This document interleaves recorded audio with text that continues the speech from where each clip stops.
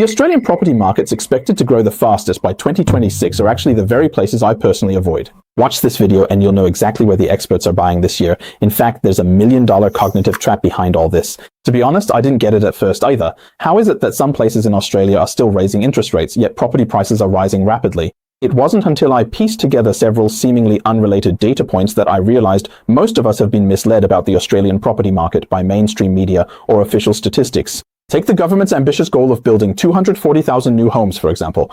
It sounds great, doesn't it? But did you know? In the entire history of Australia since its founding, we've only achieved this goal once, barely surpassing it in 2016. It's like when a bank gives you a pre-approved loan. That doesn't mean you actually own a house. The house has to be built and handed over to you before it truly counts as supply. But here's the problem. Where do all those houses go that have been approved but haven't started construction, or have started but aren't finished yet? I call all of these ghost inventory. These things only exist in the data. They say construction has started, but they will never actually enter the market. For example, the collapse of ProBuild last year is a vivid example. The projects it left behind are still being dealt with, and this is the truest portrayal of ghost inventory. And this leads to a very frightening reality. What is it?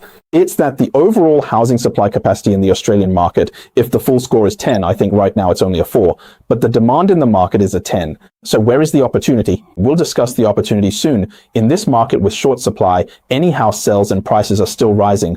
Why? Because there simply aren't enough houses for people to live in. As of the first quarter of 2026, the price increases in Perth and Brisbane are still astonishing. I have a client, Mr. Zhang, who bought an investment property in Logan, south of Brisbane last year. In just about a year, the bank's valuation of his property has increased by another $150,000. Many people, when they see this kind of price increase, their first reaction is to regret not getting in earlier, and their second reaction is to worry about buying at the peak. But Mr. Zhang's mindset is that he just wants a diversified investment. Right now, both Perth and Brisbane still have room for growth, especially Brisbane. The cost of construction workers in the building industry is still soaring, and the supply issue simply can't be solved in the short term, so housing prices will continue to rise. If you ask me which market has seen the fastest growth since the beginning of 2026, I'll tell you, Perth is still number 1. And number 2, in terms of the overall market, is Brisbane. In just the past quarter, Perth's overall market has already risen by another 6%. Of course, my team and I predicted this half a year ago, and I believe that Perth will still rise another 20% before it reaches its next peak, but I won't invest a single cent there in 2026.